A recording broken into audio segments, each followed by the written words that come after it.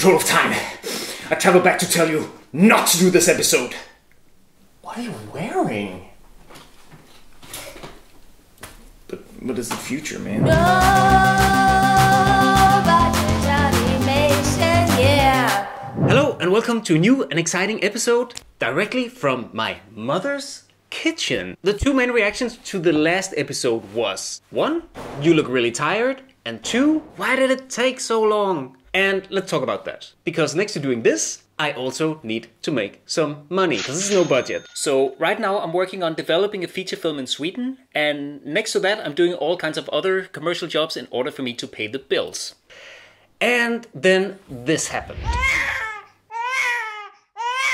Another reason is that not only do I have to do these web episodes, but I also need to do the short film that we're using as an example for it. So it's a lot of stuff and everything takes time. So let's talk about it. Let's talk about time management. Thing is, I'm working as a freelancer. And one of the advantages here is that you have days where you're just sitting around waiting for feedback from clients, or you have jobs that are getting cancelled. And those days are days that you can just pipe directly into working on your no budget animation masterpiece. On top of that, you're also free to turn down work and structure your days as you seem fit.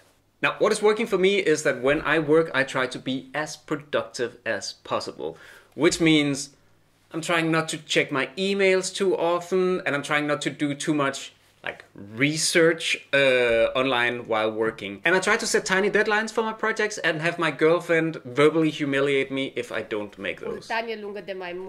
Seriously?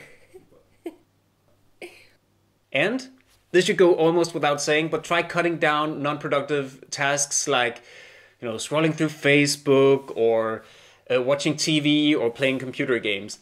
It's really crazy how much time that you can free up if you actually put a little bit of effort into it. Especially since baby has arrived, I've become very good at structuring my days. That being said, I will not recommend people going out having babies in order to become more productive. It's just more like a mental note for myself. Just as we talked about during the creative process, time management is also a highly individual thing. It very much depends on your day-to-day situation.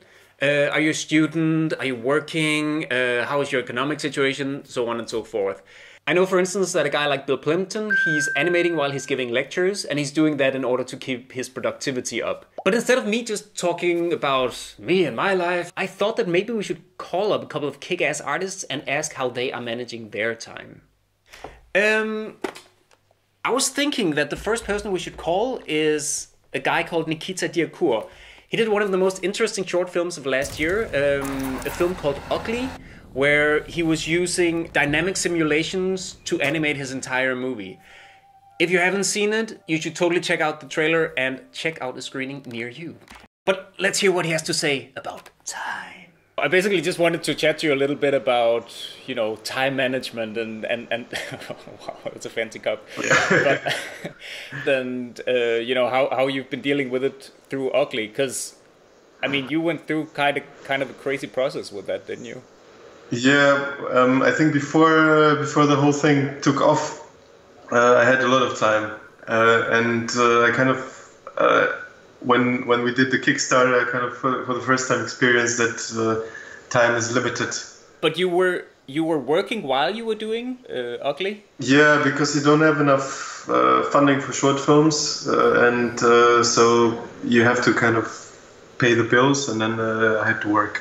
So I had to come in the evening and work on Ugly, or take weeks off and then work on Ugly, for example. I think I worked about 80 days in a year or something like that while I was working on Ugly, on other stuff. And besides that, it was the short film. And the rest was just like dedicated to Ugly full time then? Yeah, kind of. I had to. Many friends hated me at that time because I didn't go out, drink beer. Yeah. My girlfriend hated me as well because I didn't spend time with her, and so it's a complicated thing when you work on something, on a personal project, which really needs a lot of dedication and power. Yeah, of course. And then you launched like a Kickstarter campaign to generate some money so you could pay people and pay yourself. Yeah, in the first place it was, it's two things. I already knew in the beginning that it's probably not going to be enough money anyway to finance the whole thing. but it was mainly, well, part of it was money, but part of it was also to get the project out, to spread the word, and so that people know about the project. It's not just my mom who knows about it, but also people who I don't know who are suddenly interested in it. So that was a positive effect. You cannot really anticipate it, but it worked, luckily, with a lot of sweat. I think that's probably a difference between people, because for me, for example, I cannot really do in between stuff. I have to really, when I have to create something, I need to dedicate myself for like a whole day and leave all the emails and everything on the side. I'm already distracted by Facebook and all the socials, but if I have to make something, then I really need to say, okay, today is nothing in the middle of the day. I'm not going to put an appointment in the middle of the day, which is even taking 20 minutes, like with you, for example, Skyping. I wouldn't put it in the middle of the day because I would constantly think about, I have this Skype session ahead of me, I have to be quick, and then I cannot really free my mind. But it's really a great gift, probably, if you can just take half an hour off and create stuff. Like Beeple, for example, he does every day these daily pictures for like years, and it's super impressive. But I cannot do it. It's a gift that some people have, some people don't. I think dedication is key. Definitely, it's just how can you dedicate? What personality are you to? But you have to dedicate. Some people dedicate 1 hour. Some people dedicate days or years, more long-term projects. But it's always about making stuff. And so I think it's important also not to be distracted by things that you don't really need. And when you have a lot of opportunities, then a lot of people ask you to do stuff, then you have to really be smart about what you do and what you don't do. And I think at that point, it's really difficult. I remember reading somewhere that you started out with this like kind of simulation approach to it because that you just wanted to do something pretty fast, right? Yeah, that was a misconception. It was wishful thinking, but in the end, it's sometimes when you try to look for shortcuts, they don't really give you a shorter way, but they give you an alternative way, which could be quite interesting. So that's what happened with Ugly. But I mean, through that, you've also developed kind of a very unique look, like for your style, like exactly, both with Ugly, but also with Fest. You've been doing like all these tests that you would be posting on like a regular basis. Yeah, and the clips, all these making of stuff, it's an effort, but it's a good effort. It's usually you think when you make a short film, it's so much to do, so you don't really want to hold yourself back by making little clips on the side, and but it's also kind of, it helps the project as well, and it helps you to stay motivated to see the reactions of people, and so it's pushing the whole thing. Also, but you have to be dedicated. You have to work. Fest, was that also like a no budget thing, or was that more of a you got hired to do that? It was commissioned by, or partly commissioned by Adult Swim. Mm-hmm. So they gave us money, which probably was the same amount of money as Ugly was in the end, about 15,000. So we made it really quickly because we had the setups, and it was very rough and very quick turnaround, and it could have gone bad, but it was lucky, and the film turned out okay.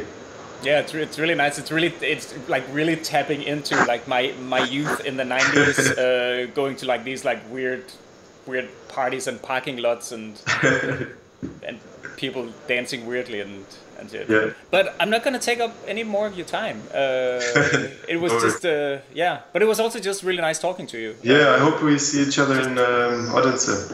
See you in like a month. Cool. Bye. Now, I shot this episode a couple of months ago, and lo and behold, Nikita just dropped Ugly online last week. So now you've got absolutely no excuse for not watching it. As always, links below to both Ugly and to Fest. Now for this episode, I also really wanted to interview Louise Philia Druelle, aka Loup Blaster from the audiovisual collective Blaster. Not only is she a devoted human rights activist and a musician, but she's also one of those young, hungry animators just bursting with talent. Her hand-drawn VJ sets are nothing short of mesmerizing. Unfortunately, she's been so busy over the summer that it just never came to pass. Now, the reason why I wanted her in the mix is because of a conversation we had at a film festival a few years back, where I asked her about the material for her VJ sets. And she told me that whenever she had like half an hour or an evening, she would sit down and she would do these quick animated loops. Now, this practice has resulted in hundreds of small, beautiful, hand-drawn animations over the years that she just skillfully mixes and blends live in her VJ sets. So small, quick turnarounds devoted to a larger project is also a good way to keep up steam, make good use of your time while building towards something larger. And as Nikita also so beautifully said it before, what really makes the wheel grind is focus and devotion. And bam, voila! These first 3 episodes conclude the introduction to the project and kind of the basis for the no-budget idea. From here on, it will be more about the process of making the movie, but still loaded with tons of valuable information, I can assure you. And as a very final note, a lot of people in the industry has commented on the no-budget label, and clearly they have not been paying attention. See in the episodes! Now, I'm not endorsing you to go work for free. All I'm trying to do is to provide you with some tools and some thoughts for you to be able to go out and explore your own creative ideas and do your own creative work. Even when you don't have the luxury of money raining down like manna from the skies. I'd love to hear from you. Love me like I love you. Help me spread the word. Because between you and me, apparently it's only you and my mother watching these episodes. So like, subscribe, tell your friends and family. And until next time, go be productive.